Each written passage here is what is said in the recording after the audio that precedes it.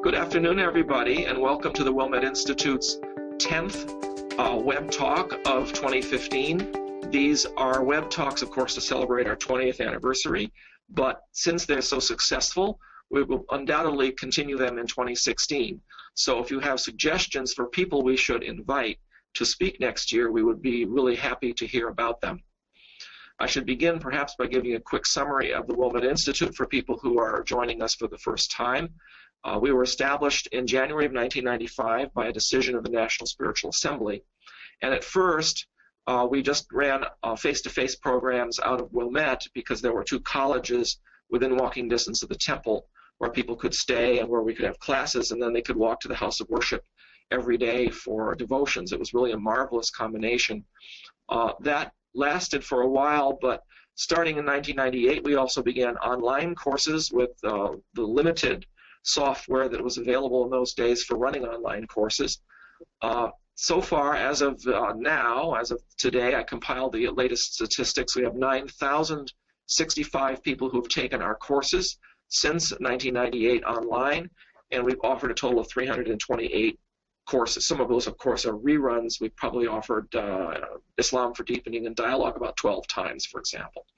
We think 110 different countries where people have resided to take our courses, and those participants on our courses have been enriched. They've been able to give countless presentations to all kinds of different classes, deepening study classes. We have no idea how many people have become Baha'is. Not that many directly. We do have people who are interested in the faith taking our courses. Our latest calculation is 2.5%. Some of them declare, but also many people who are interested in the faith hear about the faith or hear more about the faith because the people who take our courses have more to say, have more confidence. And that has been perhaps one of the most rewarding aspects of running the Wilmette Institute. After running all these courses for pretty much 20 years, we decided to add web talks, which you're participating in today. We're also beginning to offer webinars, which are basically our courses but with a live video component.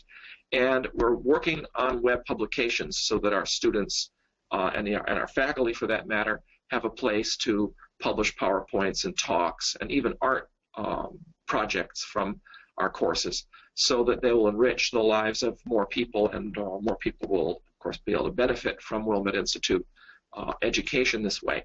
We're also working on ways where college students might be able to take some of our courses and then get credit through their local universities. So that's a very ambitious program that we have, and we're increasingly looking at ways to reach out to the community of interest, to seekers, and of course to Baha'i youth and their friends so that we can support their study of the faith as well.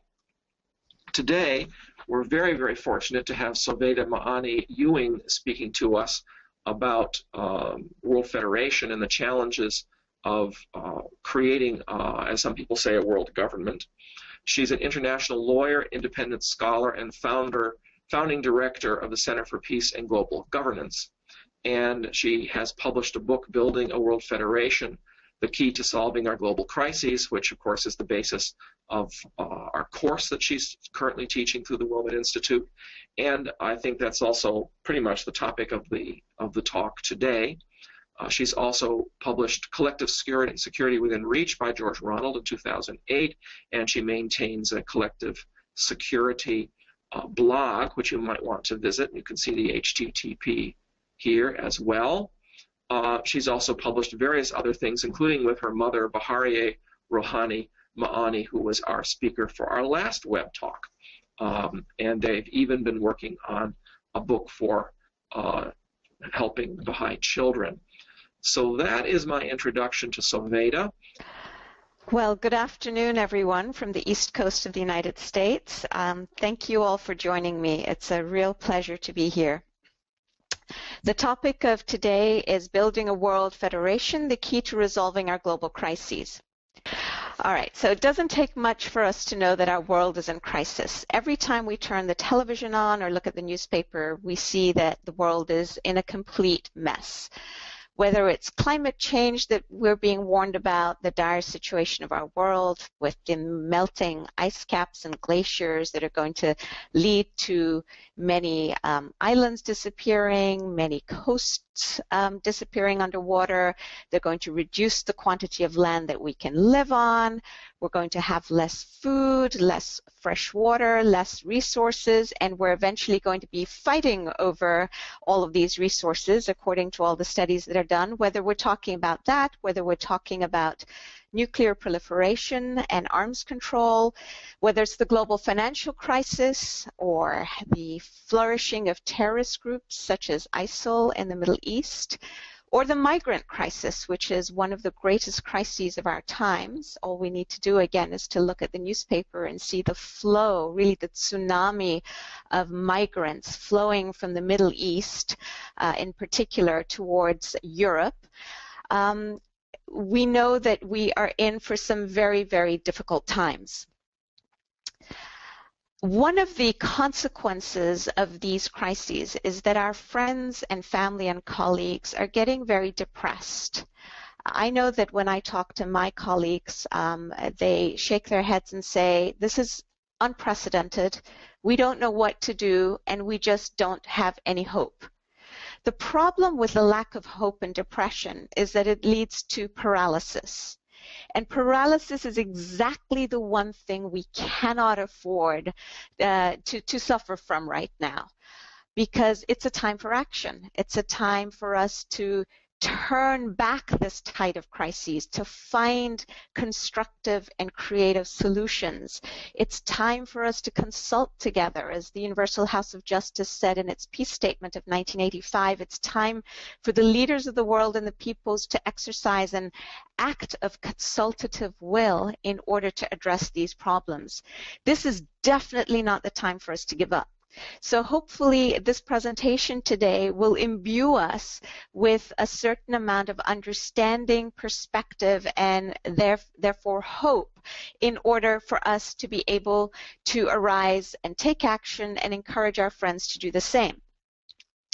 Now, one of the wonderful understandings that the writings of the Baha'i Faith give us that I find very helpful in starting this process of encouragement is understanding why we are where we are and what the future brings and where we are in the scope of history.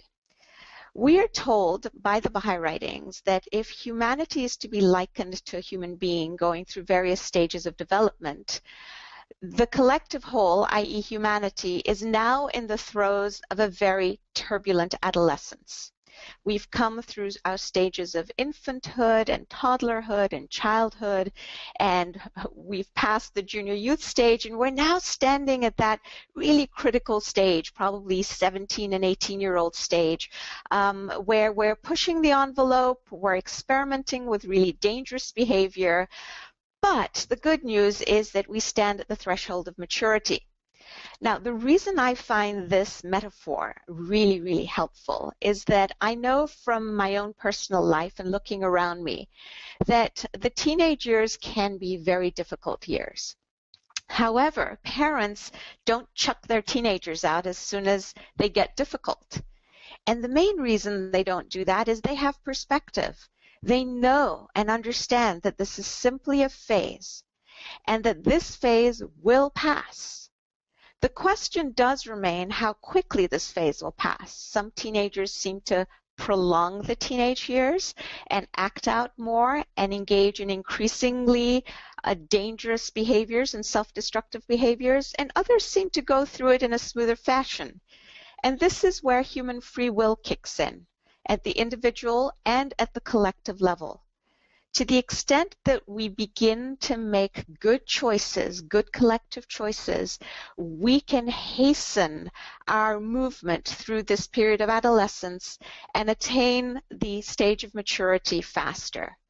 To the extent, however, that we choose to get locked into old patterns of behavior that suited the previous developmental stages out of which we are now growing, and insist on self-destructive behaviors, then we're definitely going to prolong this process. And unfortunately, the consequence of prolonging this process is going to be increased, prolonged, and intensified suffering.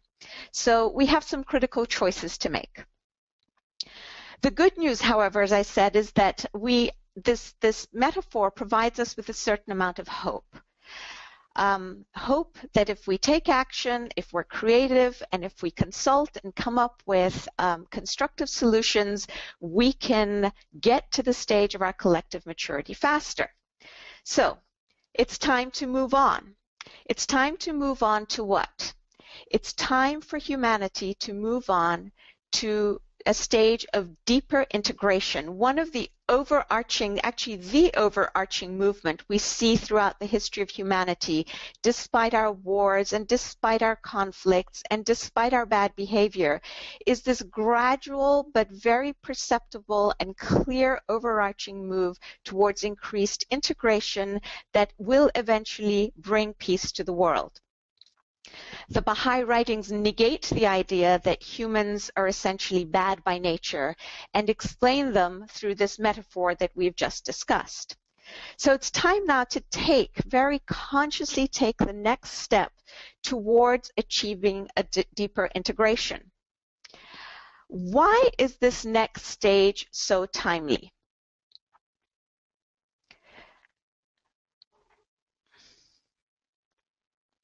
I must remember to use my slides. All right. Sorry about this. The timeliness of the next step is indicated by two things.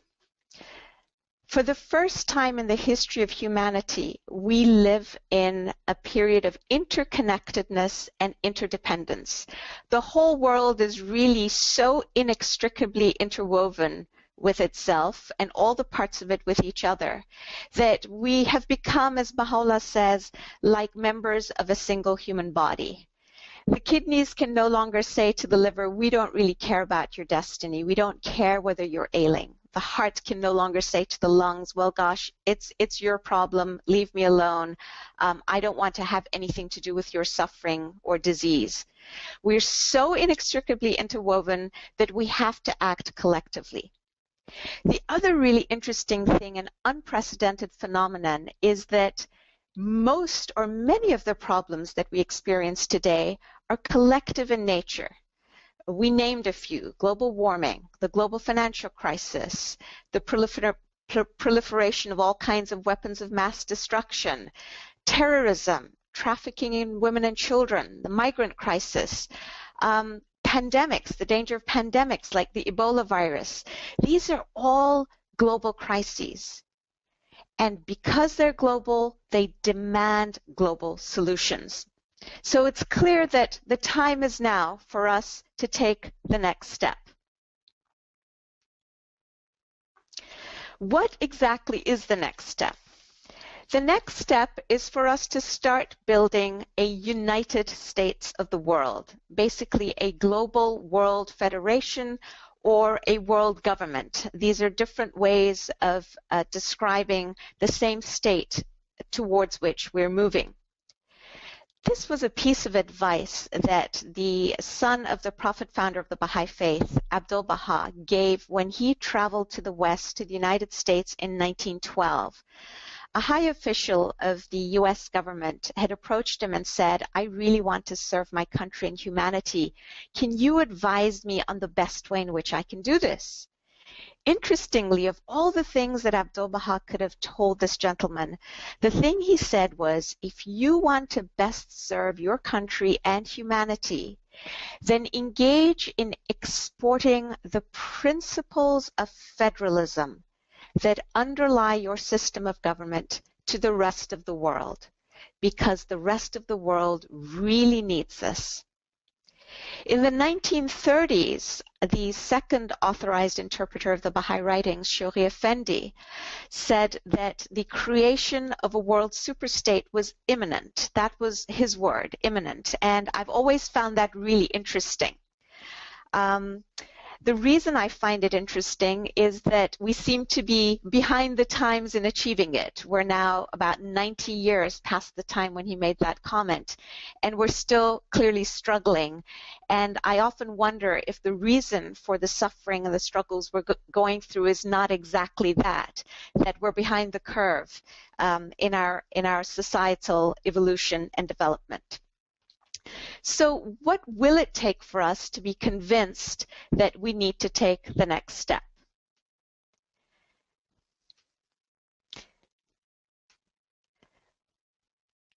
What it will take, sorry.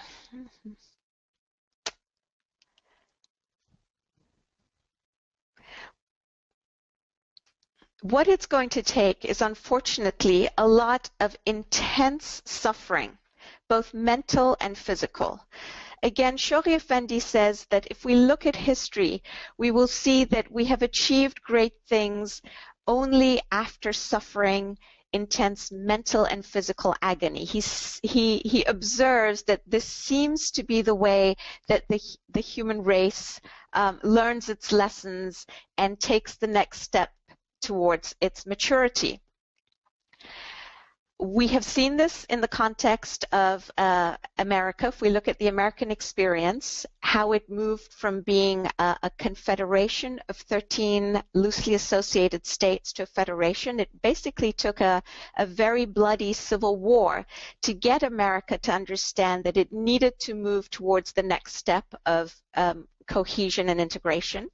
If we look at the experiment that we're still currently experiencing in Europe in the form of the European Union, which is very slowly and painfully moving towards a federation, again we will see that that has come about as a result of a lot of suffering. And the first step, in fact, with the creation of the European Coal and Steel Community was only taken in the aftermath of a very bloody Second World War that decimated the countries of Western Europe, that took that step towards creating what has now become the European Union. The second thing it's going to take, I believe, to get us to move towards further integration on a global level is becoming convinced of a very important principle that has been articulated in the Baha'i writings. In my view, this is one of the most revolutionary foundational principles that Baha'u'llah has brought. And that is the understanding that the only way to guarantee the interest of the part, and in this sense we're talking about the nation, for instance, the only way for a nation to guarantee its own self-interest is by ensuring and guaranteeing the interest of the whole, i.e. all the nations of the world, i.e. humanity. So until these two things happen, we will not be able to take the next step. And then the question is very concretely now we're getting to the concrete part of this presentation, what exactly is it we need to do? In order to start building a world federation, which we said is the answer proposed in the Baha'i writings to these collective problems that we have, because we need collective solutions, and is based on the advice given by Abdu'l-Baha in 1912, in order to take that advice, there are three things that I believe we need to do. And this is what I understand from reading the Baha'i writings. The first is to follow the blueprint or the design given to us in the Baha'i writings. Whenever we're going to undertake a building project, basically one requires three things. The first is to have a blueprint from an architect who is experienced and creative and knows what he or she is doing. Here the divine architect is Baha'u'llah, who has given us the blueprint or design. The second thing we need when building is tools and materials. And the third thing is experience, looking at successful past models, or looking to experienced builders to understand what pitfalls we need to avoid and what modes of operationalizing the building are ones that we really need to follow. Starting now with the blueprint, Baha'u'llah in his writings has basically given us a very basic framework of what a world federation or world government should encompass or look like. There are three very fundamental institutions, with a fourth that I will share with you shortly, that go to make up this world federation. As you see on the slide, the first is a world parliament, The second is a world executive, which is to be backed by an international standing army. That is the other institution that we will discuss briefly. And the third is a world court. Let's start with the first one, a world parliament. Now, we started off by saying that we live in a very interdependent and interconnected world in which many of our problems are global and therefore demand global solutions. The irony is that in this day and age, with this requirement and need, we're lacking in collective decision-making institutions. This is the role that the World Parliament is to play within Baha'u'llah's scheme. It is to be the collective decision-making institutions that will have the authority to make laws for the whole world, for the international community. Now, this World Parliament will not legislate in all spheres of activity. It will confine its legislation to those areas in which we have collective common needs. In my mind, when I think about climate change or global warming, that is an obvious area in which a world parliament would legislate, make environmental laws, for example, that tell us these are the kinds of energy that you can burn and in what quantity. We know from scientists today that burning fossil fuels has led us to this point of disaster, and that continuing to burn fossil fuels will continue to exacerbate global warming. And we're told that we need to drastically cut back on burning fossil fuels. However, at the moment, the system is such that nations can talk to each other, they can consult, they can volunteer to cut back emissions to a certain extent, but nobody can force them to do so. And there is no international body or agency that can make a binding rule that forces every nation to burn only a certain amount of fossil fuels. We also don't have an international agency that does collaborative research and development on finding alternative sources of clean energy. So this is one area in which I see a future world parliament making collective decisions that serve our common good. Another example that comes to mind is the global financial crisis. We know from all the analysis that's been done within Europe especially that the Europeans are concluding that at least at the European level they need to have a unified system of setting budgets so that nations, before they set budgets on how much income they'll raise and how much, more importantly, they will spend, all the other nations of Europe will also have a say, so that one nation doesn't overspend, get itself into a situation as Greece did, where it overspent by a lot, which it accumulated large amounts of sovereign debt and was then unable to pay that debt off, and then had to look to the other nations of Europe to bail it out, not once, not twice, but several times over. So again, this is an area in which I envision in the future a world parliament would be in a situation at the global level to set certain financial regulations, for instance, to ensure that banks don't engage in risky activity that would allow themselves or nations to go bankrupt, that nations not be allowed to overspend way beyond their means and budget, putting them in crisis and causing them to have to ask for bailout funds. Which leads us to the second authority or power that the World Parliament would have as envisioned in the Baha'i writings, and that is the power to impose a certain amount of taxation. Now, this is a really interesting component that the world is starting to understand very slowly and painfully. We, again, looking at the financial crisis, the global financial crisis and the European financial crisis, we saw that, as we said, some of the countries in Europe needed to be rescued by other countries. They required bailout funds. The wealthy countries that provided the bailout funds were unhappy after a while and continue to be so, saying, wait a minute, it's not fair that you guys can keep overspending and we have to keep bailing you out. And so one of the things that has been broached, a topic that has been raised, in fact, the Chancellor of Germany had recommended this. It hasn't come to pass yet, but I believe it will, is that Europe should be allowed, the European Union should be allowed to tax individuals, members of the European Union countries, so that they have a fund available, a bailout fund in which everybody is vested.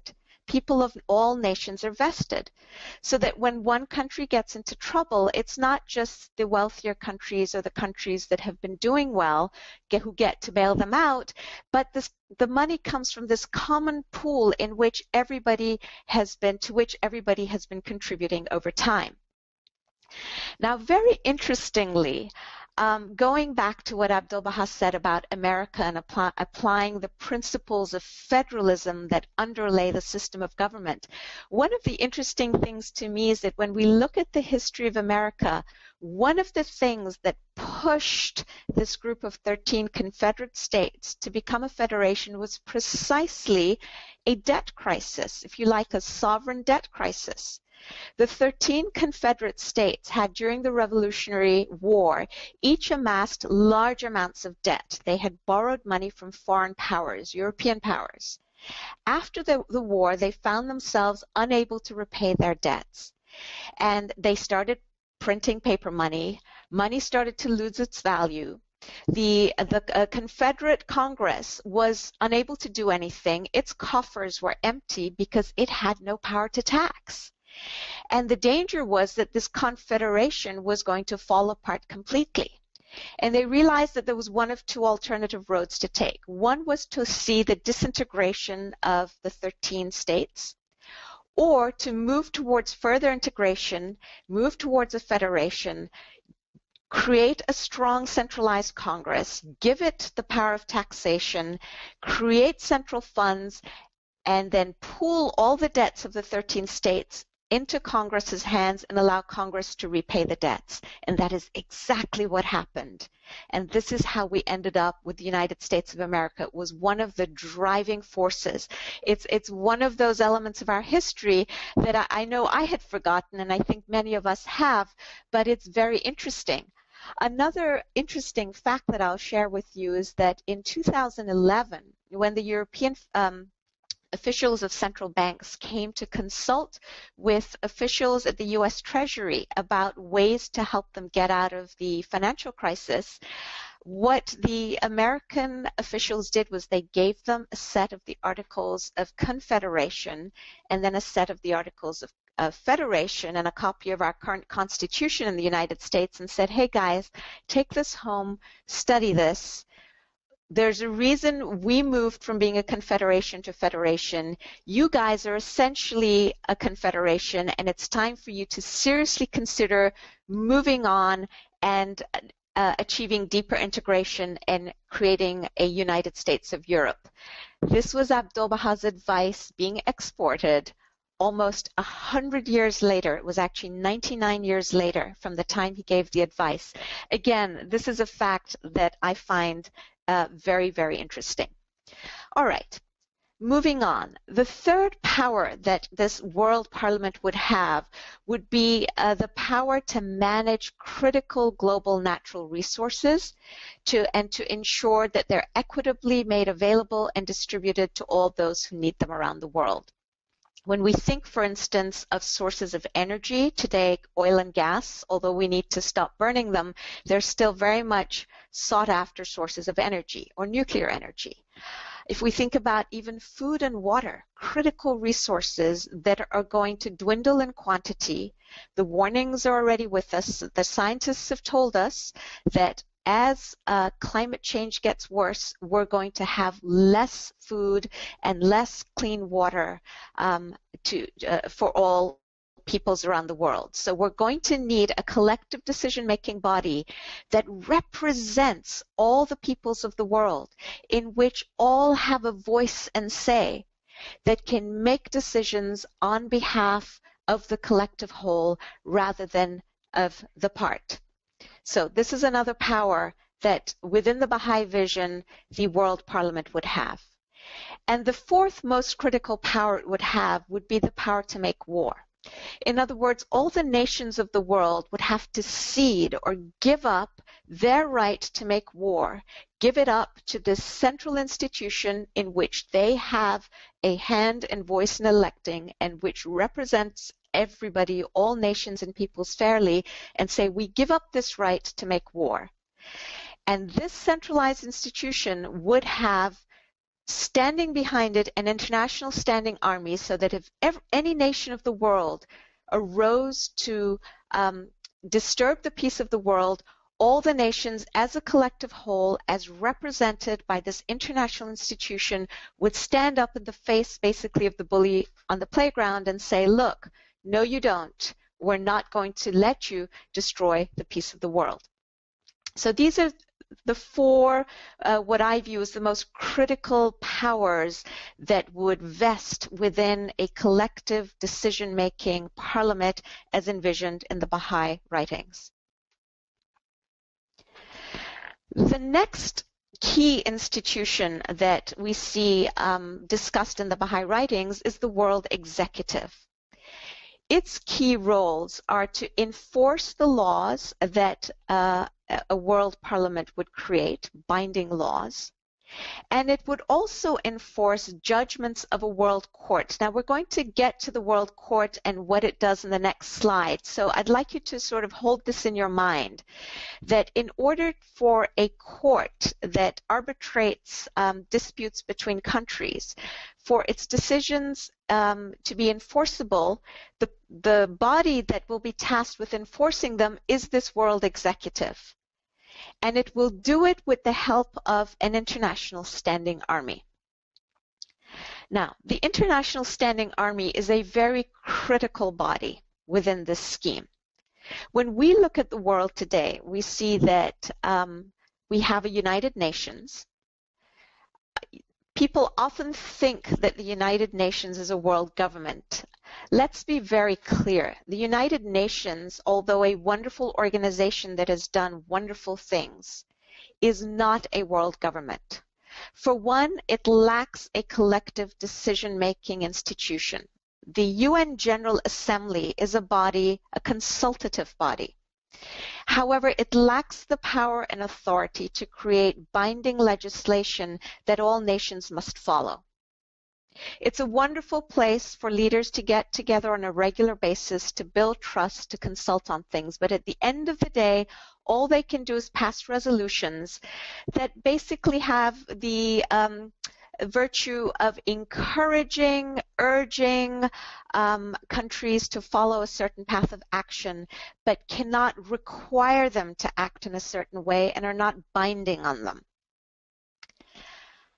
We also have a Security Council that has been tasked with the job of maintaining peace and security in the world. Now, all we need to do is to look at the state of our world today to recognize that it hasn't been as successful as the framers of the United Nations Charter hoped it would be. It hasn't been successful for two very critical reasons. One is the veto power, which we see resident in the 5 permanent members of the Security Council. And we will come to that a little bit later. It doesn't make sense in this day and age for any one country on the face of this planet to be able to veto what another 192 or 93 nations believe is in the best interests of the world when it comes to maintaining peace and security. But beyond that, even if the members of the Security Council are united behind a course of action, again, all they can do is pass resolutions. Unfortunately, what they don't have is an international standing force that can execute their decisions. We do have peacekeeping forces, but they consist of volunteer forces that various nations of the earth offer to the Security Council as they are able and willing to do. And they're cobbled together in piecemeal fashion to deal with crises. The other problem with this whole scheme that we currently have is that these peacekeeping forces are exactly that. They have the authority to keep the peace but not to enforce the peace. In other words, they can act as a buffer between two sides, but they can't take proactive action, go in and basically bring a genocidal leader to heel, or get rid of militias that are overrunning a certain country. They can go in only at the invitation, generally, of countries. So if the country does not invite them, let's say in a country in which genocide is happening, they tend not to invite peacekeeping forces to come in because they don't want any outside interference, because they want to be able to continue with their genocide. And once they're there, they are there literally just to hold the two sides at arm's length, but don't have the power to take corrective action.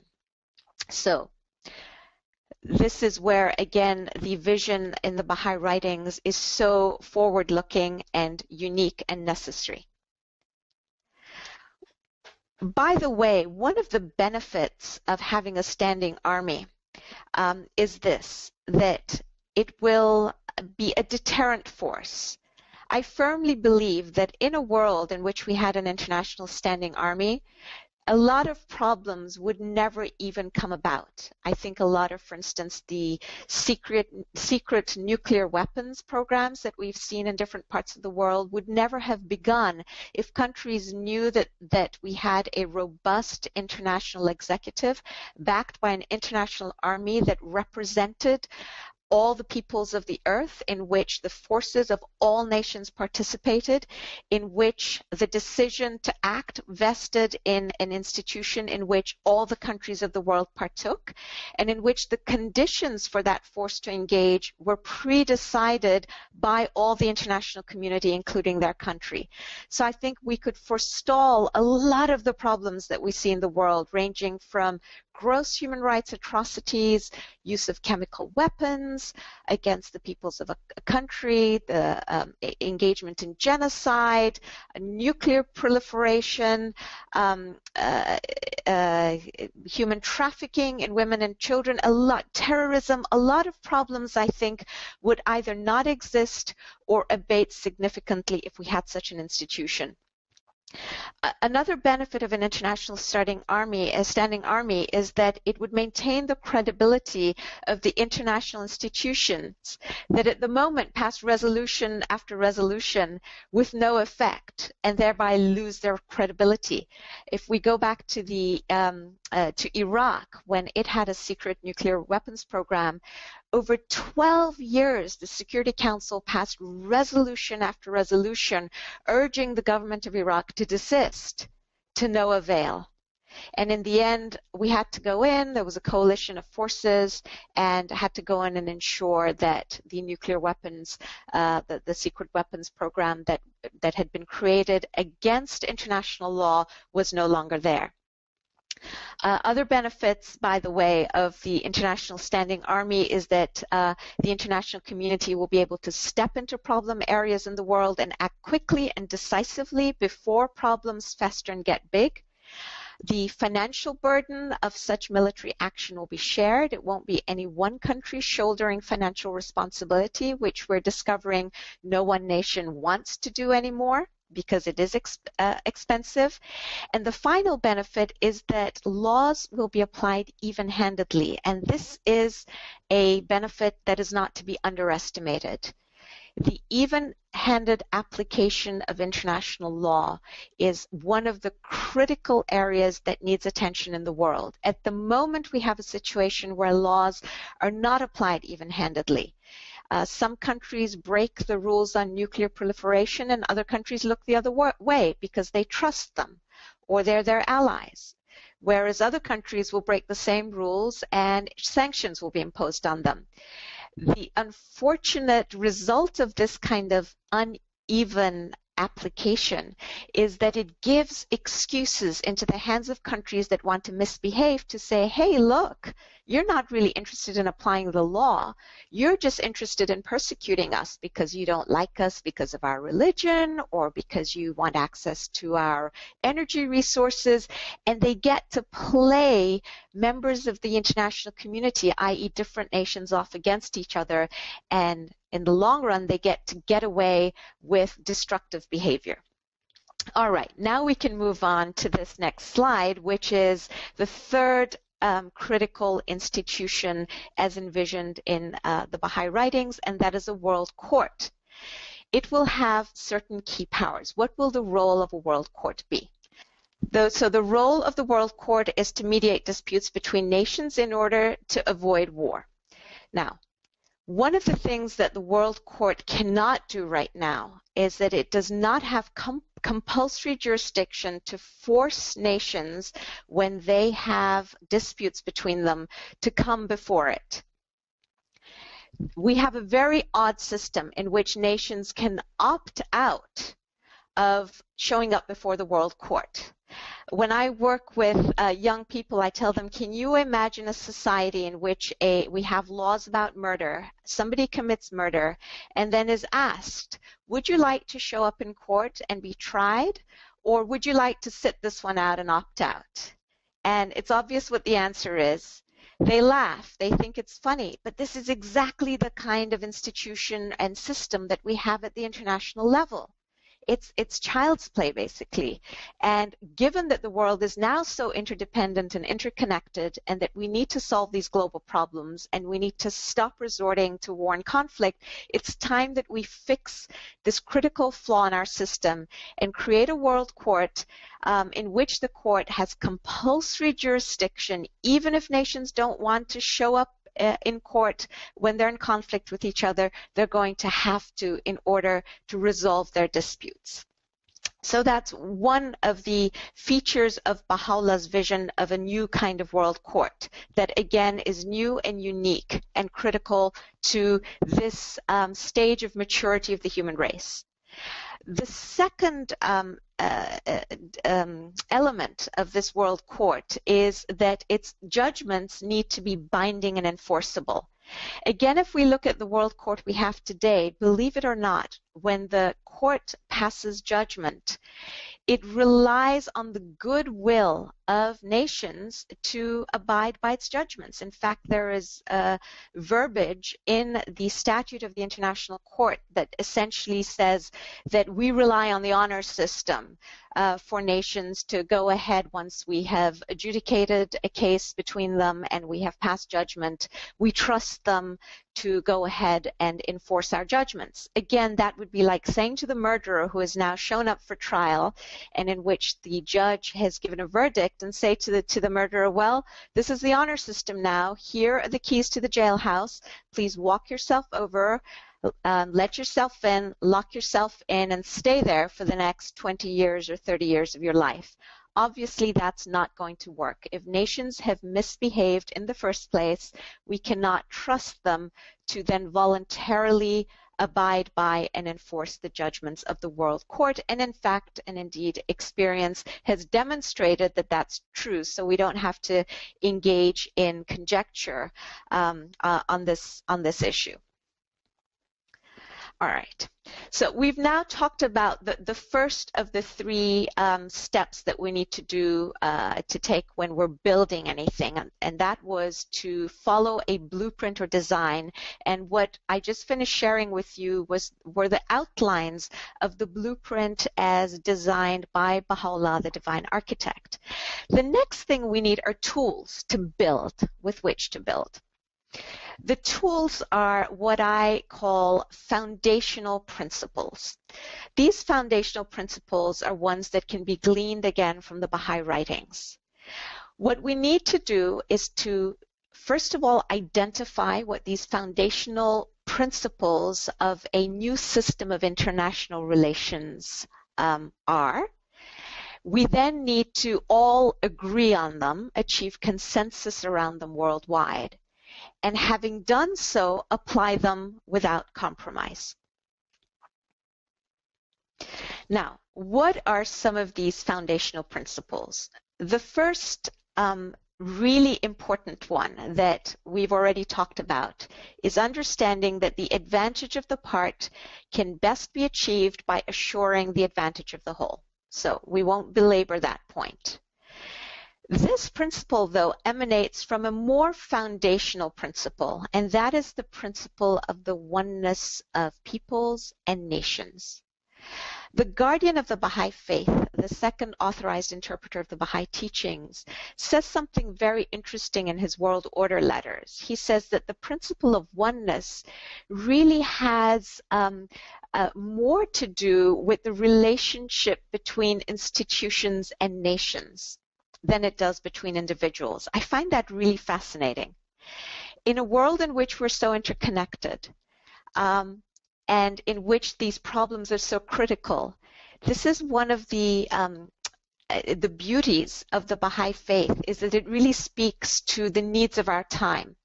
The Baha'i faith isn't just about individual salvation, about me saving my soul, about me preparing myself for the next world, for the afterlife, but it's also about taking humanity to the next step of its societal evolution. Really the final and culminating stage in social organization, according to the writings of the Guardian. And it will rest on a deep understanding of the principle of peoples, principle of the oneness of peoples and nations. Once this principle is understood, the Guardian says it has to become the operational principle in international life. A little earlier on, I talked about the veto power at the Security Council. To me, that's a good example of operationalizing the principle of oneness. Let's imagine that we could start building a new set of institutions to deal with our problems today. So a new executive. Could we possibly, given that we are going to have to weave in the principle of oneness into the institution and rest the institution on the premise of oneness, is it conceivable that we could have a world executive in which any nation has veto power? And the answer is absolutely not. It's impossible to say to nations, we love and respect you, we believe we're one, but we're so sorry in this instance, even though all the nations of the world agree that this course of action would be good for the peace of the world, we, this country, believe that it is in our self-interest to say no and exercise a power of veto. That is really impossible if you are to build a system based on the premise of the oneness of humanity. Another critical principle articulated in the Baha'i writings is that it's time for nations to cede a certain amount of their sovereignty to global institutions that represent us all. The days of unfettered national sovereignty are over. And the good news is that all nations of the world actually do understand this. And I'll explain a little bit more about why I say this later in the presentation. Another very advanced principle that Baha'u'llah has brought is the principle of collective security. And basically, this is what it says. It says that all the nations of the world have to come together and enter into an agreement that says that the amount of arms that each of them have will be limited to the amount that's necessary for each of them to preserve order within their borders. Any amount of arms beyond that, they will have to destroy, clearly under some form of international supervision, because again, we can't leave it to nations to do this voluntarily. Having done that, they also need to agree that if one nation arises to breach the peace of the world, all the nations will stand up against that nation and bring it to heel. Using what tool? The International Standing Army that was part of the blueprint that we talked about. Another very advanced principle is the principle that force is to be used as a servant of justice. The reason I raise this is that some people misunderstand Baha'u'llah's system and believe that the Baha'is believe that we are now at the point in our societal evolution in which we can stop using force altogether. Unfortunately, this is not true. Although we're told that we as nations are no longer to use force in our international relations with each other, international bodies still have the authority to use force when necessary in accordance with predetermined rules that are established by everyone collectively. In other words, it's not one nation or a group of nations that gets to decide what the rules are, when force is going to be used. And force cannot be used unilaterally or in coalitions of governments or nations. It is to be used only by the international institution, namely the World Parliament, through the World Executive, using the tool of the International Standing Army, and in service of justice, i.e. to maintain peace and security around the world.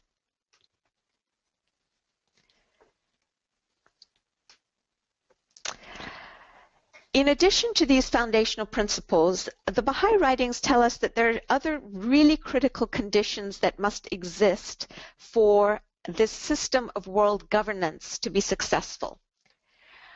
One of the conditions is that unity of nations must be created in an environment of diversity, the preservation of diverse traditions, cultures, languages, music, etc. This is very critical.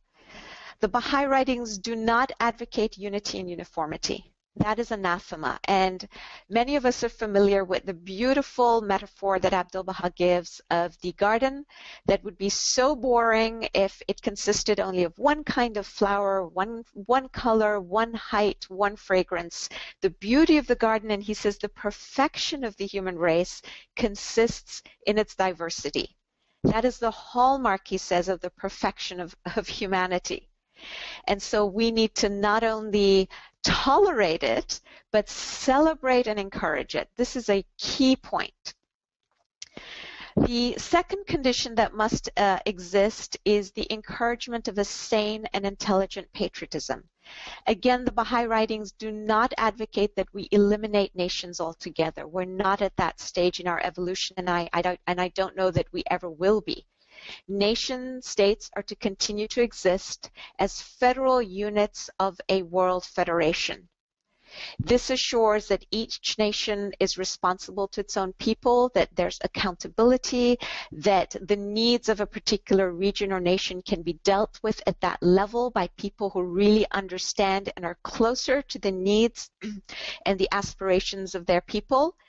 And it also ensures diversity, and it encourages the members, the citizens of each nation, to vie with citizens of other nations in advancing the sciences, in creating beautiful music, and creating beautiful arts. In other words, a healthy sort of vying and patriotism, as opposed to a destructive competition which says the interest of my country at any expense, even if it means that I have to tread over the interests of other countries. Another critical condition for this kind of vision of global governance to succeed is the avoidance of excessive centralization. Again, by ensuring that we have nation states and that they retain a certain amount of powers and authority, we ensure that a whole lot of decision making still rests at the national level and at the regional and at the local level. Only a certain amount of decisions are made at the international level by these global institutions, and those are, again, to repeat, in the areas of common interest and common problem. Things like climate change, where no one country can solve the problem on its own, and it requires international collaboration and consultation and action, collective action, in order to solve them.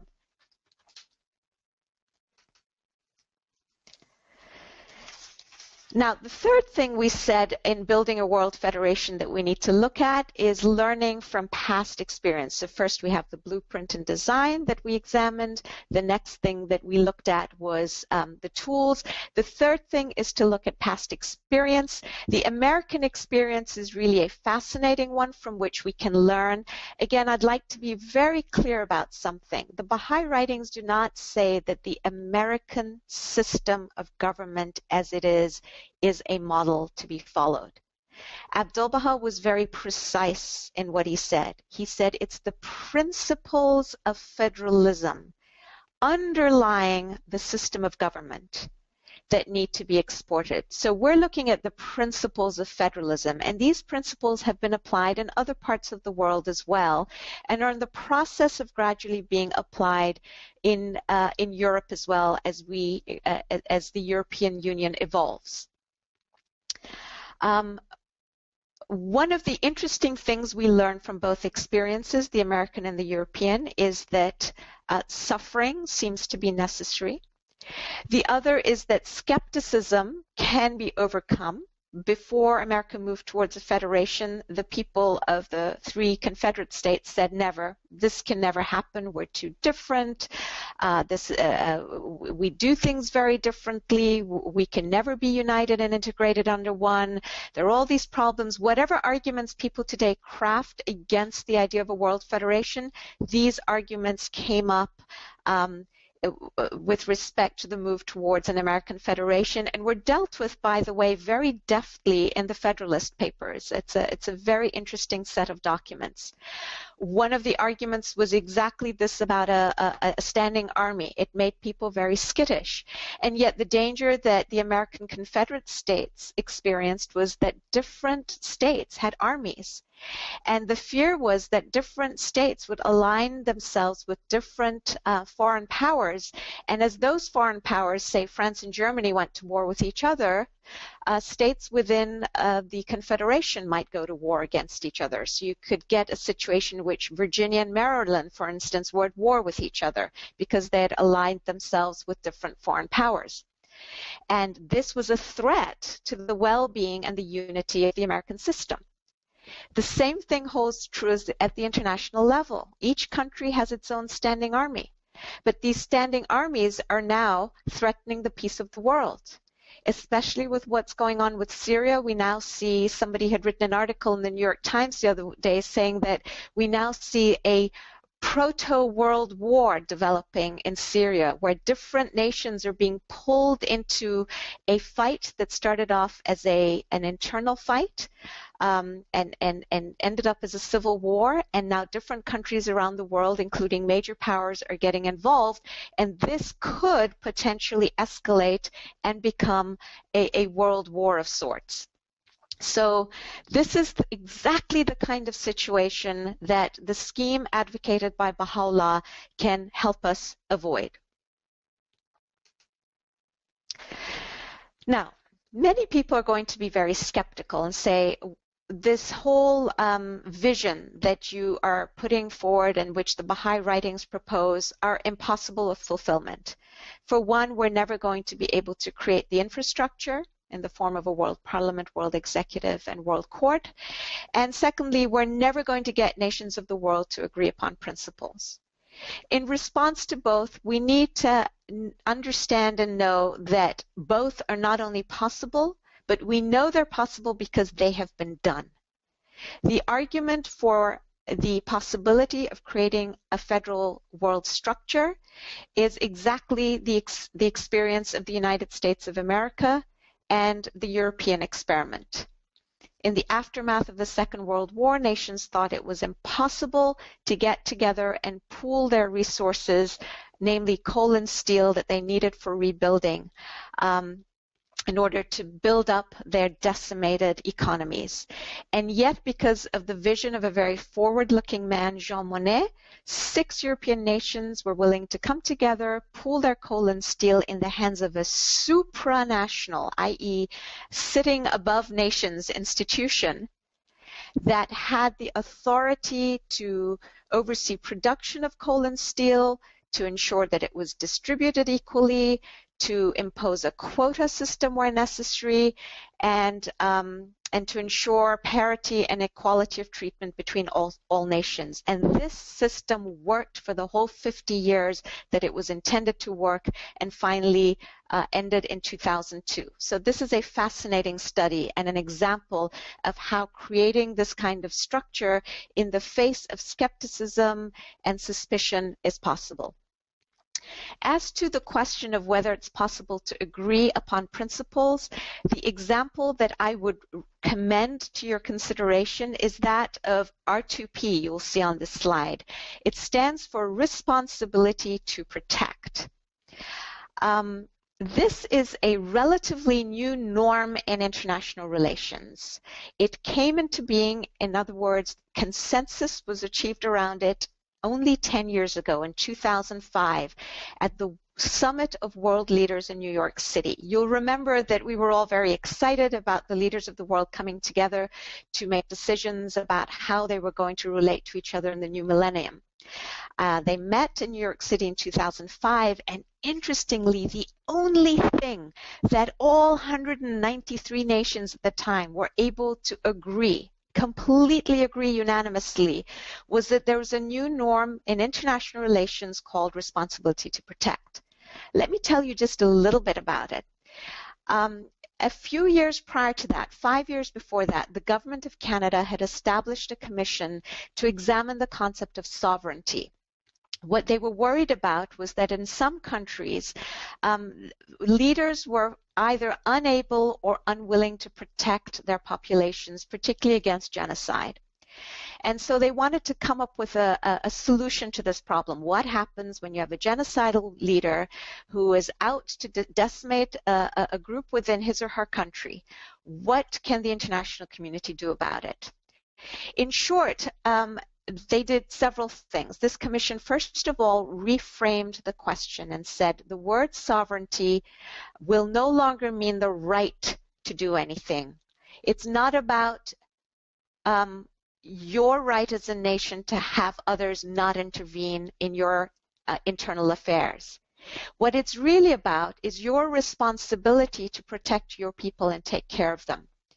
This group of people went round the world and interviewed every single leader, every single head of government and many cabinet members, and asked them and said, don't you believe that you have the responsibility to protect your people? They said yes.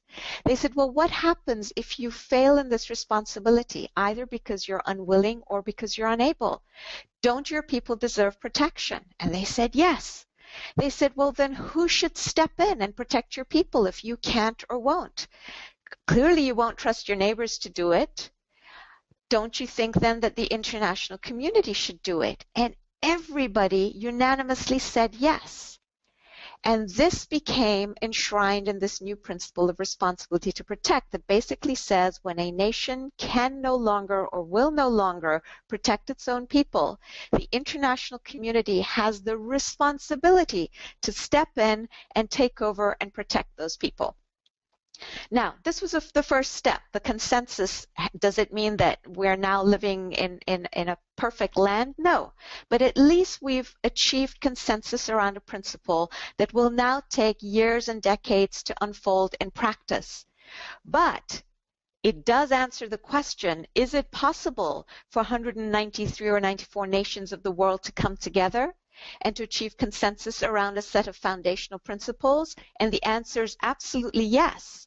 And even better, it can be done in a very short period of time in the scheme of history. 5 years is not a very long time from conceiving of what this principle should be to actually getting international consensus around it.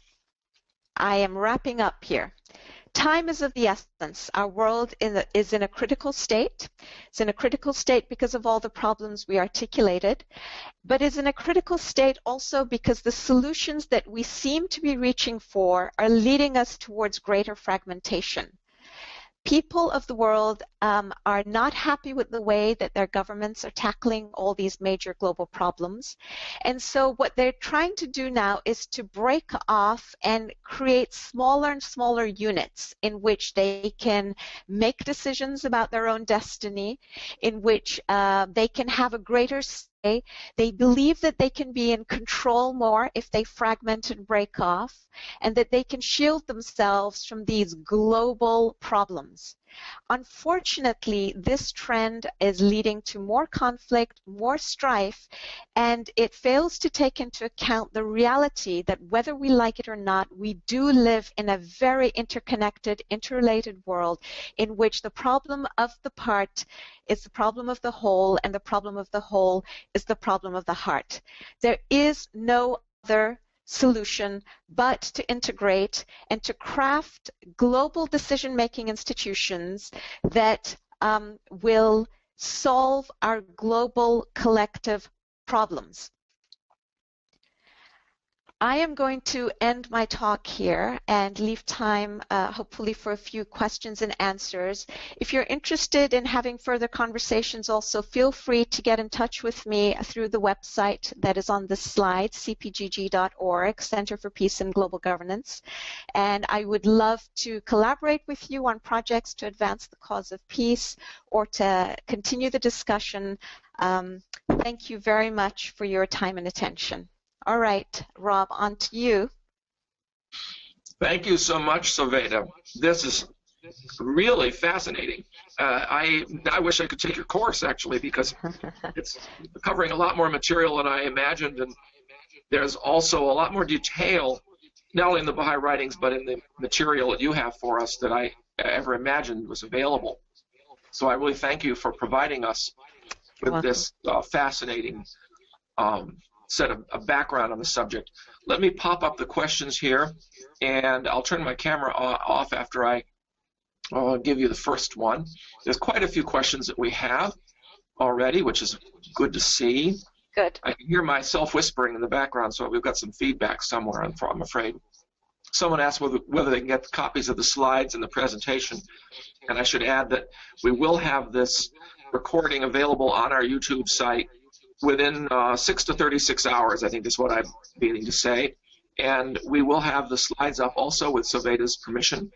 And we'll also have, thank you, and we'll also have an article in our e-newsletter that we'll put up on our on the web page as well, which will summarize the talk. So you'll have several possibilities there for seeing it again or getting the information from the presentation. Rodney asks, haven't the rights of making war been with the executive in the past for other countries? I'm sorry. I'm not sure I understand the question. Yeah, I'm not sure. Well, he just says, isn't the right to make war with the executive in the past? I think the answer to that is that usually the legislature has to pass a declaration of war in many cases. Certainly kings had that right. I'm looking down here and see if there's another question. Would the world executive be a president or a body of people, do you think? There's a question for you. The World Tribunal, sorry, or the World Parliament? The World Executive, perhaps he has the Yugoslav model in mind, where you have several individuals who form a collective executive. The World Executive, so the details of exactly how this is going to unfold are details that we don't know. We just know that it needs to be a body with the kinds of authorities described in the Baha'i writings. It is going to be, from my personal understanding of the writings, it is going to be up to the leaders of the world examining the different models that have worked and haven't worked to decide exactly what shape or form a world executive will take, as long as it has the powers that have been articulated in the Baha'i writings, and as long as they're effective. And you know, the nations may try one way and then it may evolve into a different way. There are also going to be different stages of world government, according to my understanding. At the time of the lesser or greater peace, which is the time in which we're in, and we're told by the Universal House of Justice that it is a process, it will be the leaders of nations who come together and recognize the need for a world federation or world government, and they will be the ones who make the decisions of exactly how this government will function. In the long distant future, in a future in which we have more Baha'is in the world and the time of the most great peace, we will have an evolution, if you like, of this world government. And at that point, it will come together and merge with the Baha'i administrative institutions. Again, exactly how that will happen, exactly what the interrelationship is between these two separate hierarchical sets of bodies and administrative structures is something that we're told not to speculate about. We don't know right now. It is something that will evolve in the future. So this is the best I can do in answering. Rodney also asks, do you think the Baha'is can see the United Nations as a first step towards the world parliament or the world executive? Yes, as I mentioned before, the United Nations has been a wonderful first step. In fact, it's been a second step. The League of Nations was actually the first step and failed for a number of reasons. We learned a number of things from the League of Nations and its failure and its successes. The United Nations was a second attempt. But we need to go a lot further. As I said before, the United Nations does not have the power to pass binding legislation. That is something we need today. It does not have the power to enforce that legislation. It's a power we need today. The World Court, which is an agency of the United Nations, does not have the powers that we discuss, compulsory jurisdiction and the ability to enforce its judgments and so on. Again, these are powers we need today. So we've learned a lot about what we need and don't have. We've learned a lot about what also works and what the United Nations does do well, that it can continue to do in many realms, education, literacy, health, and so on, although improvements are needed on that front. But let me get to the bottom line of this question, which is a related question that's often asked, is that can the United Nations evolve into a world government?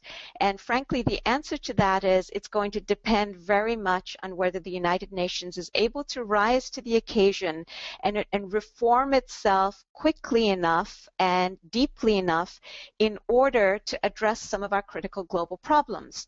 To the extent that it can, it will continue to be relevant. To the extent that it cannot, as The Guardian says, institutions, policies, laws are there to serve human happiness, not for us to be sacrificed to their continuation. So if the United Nations can evolve to meet our global societal needs, if it can address global warming, if it can address the proliferation of arms, if it can address terrorism and human trafficking, women and children, and the migrant crisis, and so on and so forth, and the global financial crisis, then yes. If it can't, I don't see that the world is going to have much patience, and probably shouldn't, and it may be time to start developing a new set of institutions, perhaps from scratch. The third alternative is to have these two, the United Nations continue while we also develop another set of institutions in tandem, and then eventually have them merge at some point, or eventually have the UN fade out, or have the UN focus on particular areas of endeavor while these other institutions take over. These are some things that I have discussed. I have some proposals and ideas of how we might go about this. This is just purely a personal opinion inspired by the Baha'i writings, but you can read about it in Collective Security Within Reach. And these are some very interesting questions. I've often wondered whether the European Union hasn't become a kind of model that a Latin American Union, an African Union, other unions would emerge, and then possibly they would all grow in size to the point where they would decide to merge together. And so that's another sort of model, I think. Yes, yeah. Please. No, I agree wholeheartedly, and in fact, this is the model that I advocated in Collective Security Within Reach as probably being the most likely model and the most politically palatable model for each region of the world to evolve and develop. And I've also made concrete suggestions about how they might go about this based on our past experience with the European Union and, frankly, with the African Union as well. So there's certain stages, and you basically start by creating economic synergies. Once people are tied economically together, experience has shown they then want to protect that, and then they're very unwilling to disrupt it, and they then become more and more cohesive in many ways, including at the level of creating collective regional armies to protect themselves. And then eventually these can all become units in for instance, a federated international standing army, and the nations can come together and create a world parliament and so on. So I actually think it's a very sensible approach, Rob, to take. Shahla asks, a major reason we are not making progress in the understanding of the interconnectedness and hence the establishment of a real world federation is lack of trust among nations. Currently, all nations focus on self-interest. how do you propose to increase trust among nations? Right. So this requires education, and this is one of the reasons I do what I do. This comes back to the level of principle. I do believe it is possible to persuade nations that it is in their own self-interest as nations to take this course of action, which is to cede a certain amount of sovereignty and decision-making to a global institution. The example and the principle that they need to understand and that we need to help them understand as individuals by educating first the public, I think. So if you start by educating the public on the principle of the advantage of the part can only be assured by assuring the advantage of the whole. Once the public is educated and consciousness is raised, they will either then hold the feet of their leaders to the fire, or they will elect the kinds of leaders that inculcate, as the Guardian says, within them the kind of responsibility necessary to get ourselves to this next stage. Here's the example that I use and that I talk about in Collective Security Within Reach. I alluded to the European coal and steel community that was established in the aftermath of the Second World War. This is a truly amazing, powerful model that we can use in talking to individuals, to institutions, to government officials, to anyone. These 6 nations had debates in their parliaments that went along these lines. They said, wait a minute, our most important resource is coal and steel. It's sort of the equivalent of nations having oil and gas today, say Saudi Arabia and its oil wells. Can you imagine Saudi Arabia ceding control of its oil wells to some supranational organization? So they had the same issue in Europe. Moreover, the supranational organization was going to be made up of people who were not in this instance elected by the peoples of that country. This organization had the power to impose a quota system.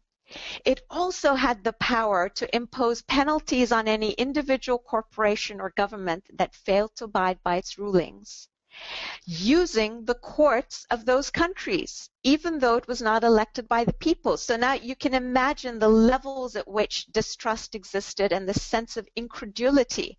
The parliamentarians in their debate said, wait a minute, we're proposing to cede the most important area of our economic sector to a body that is not elected by our people, that bypasses our parliament, that uses our courts to enforce its decisions against us, including penalties, and that's totally independent. Are we crazy? And yet 6 nations concluded that it was in their national interest to pool these resources in exactly this manner, because in the long run it would redound to their national interest to do this, as opposed to hold on to their resources, to assert the control that they had to the extent they had it, and to try to go it alone.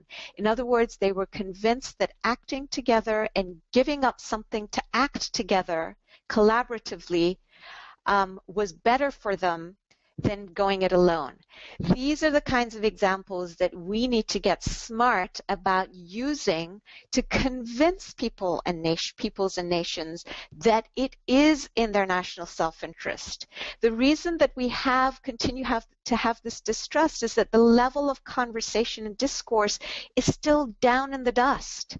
We need to elevate it by raising consciousness and awareness of not just what is possible and visionary, but what has been done very successfully in the very recent historical past.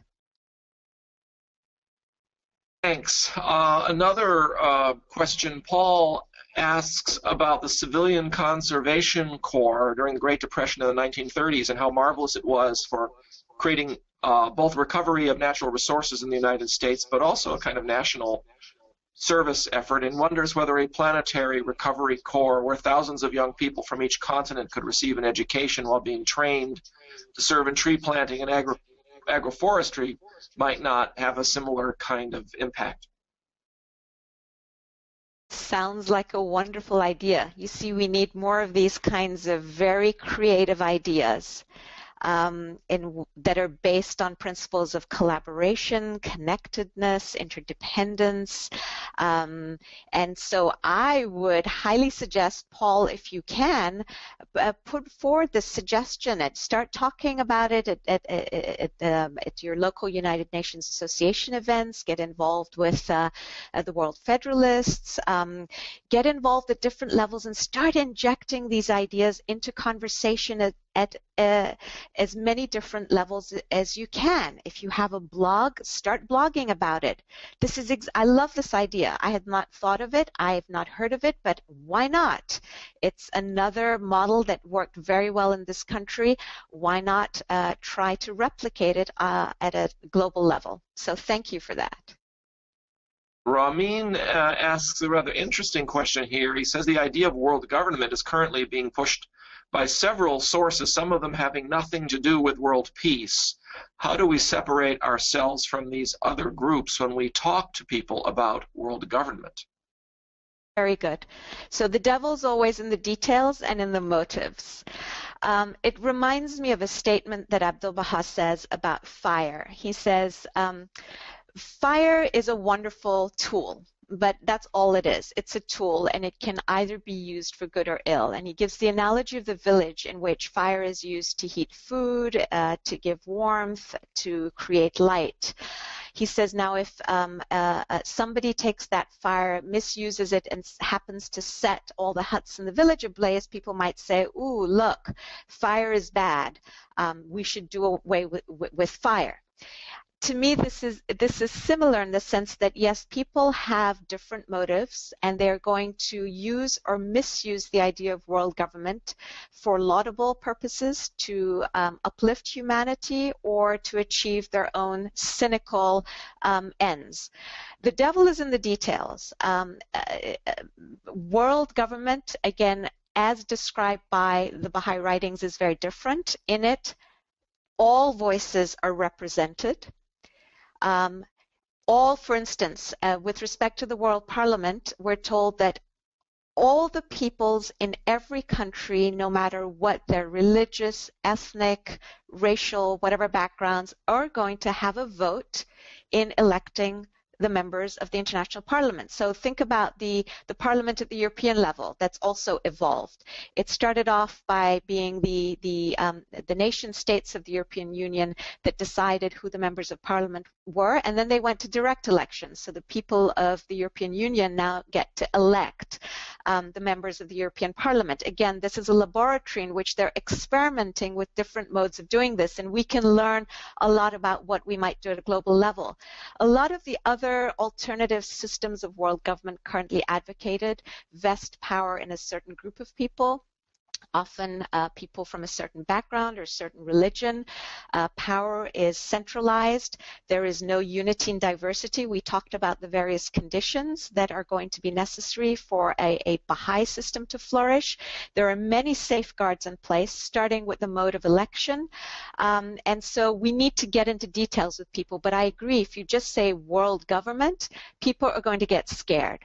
So we need to start unpacking it. We need to familiarize ourselves with the details. We need to understand the difference in the details between what Baha'u'llah is advocating and between what these other systems are. It means that we also need to familiarize ourselves with what the other current systems of world government being advocated are, so that we can distinguish the details as we have conversations with friends and colleagues. We are getting low on time, and we've got a few more questions, but perhaps we can answer them quickly. One person asks, what is the major argument of the people who vehemently oppose a world government, and how can we answer them? Well, the major argument that I've come across, and others may have come across others, is that people's mind immediately goes to somebody in some far-off place, some central authority, taking over power and doing really bad things to us. And this is why I love to use the example of the American experience, because we in America, people in Rhode Island are not afraid that the central government is suddenly going to invade their territory and impose horrible rules. Why? Because the system involves everybody being involved. We all vote for members of Congress. It's not some group somewhere, some group of dictators that has taken over and that is now going to impose unpalatable laws on us, that is going to oppress us, that is going to come in with armies and decimate us and rape our women and take our crops. It's a system in which we are all an integral part. Virginia does not worry about Maryland overrunning it. Maryland does not worry about the central government overrunning it. Texas doesn't worry about it.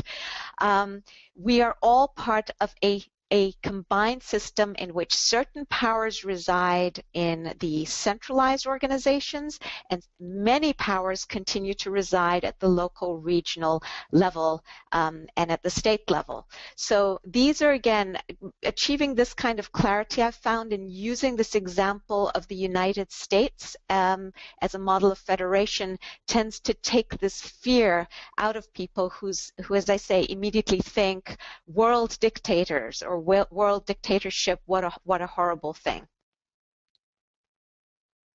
I have one more question here. One person says, well, Texas does worry about these things, haha. But anyway, beside that comment, Shahlas has a very interesting point here.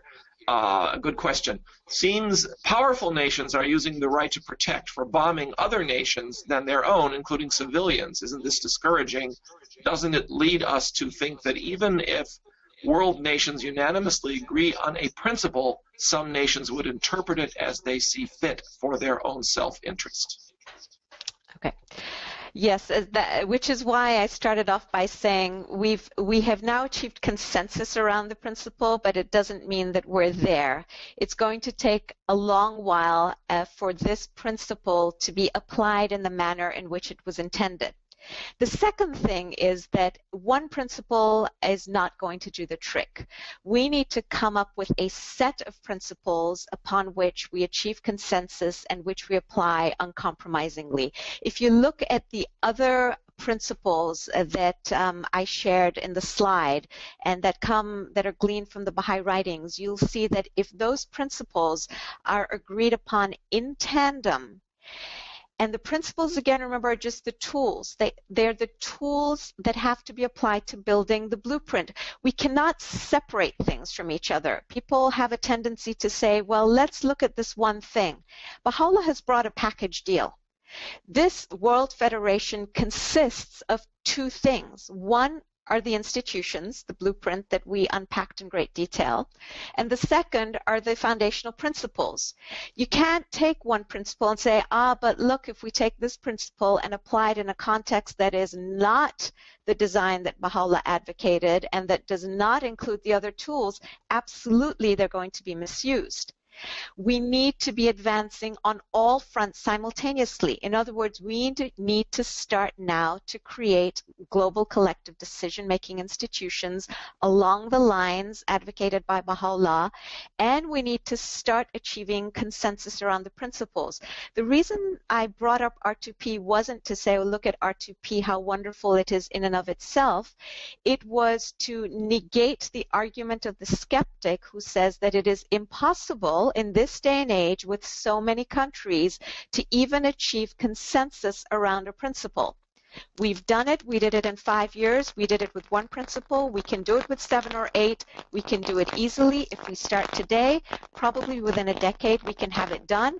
If we leave it because we say it's not possible and start 10 years from 20 years from now, we're just going to suffer a lot more, and we're still going to have to start then. So why not start now, put aside the skepticism, agree on the principles, but we also have to create the institutions.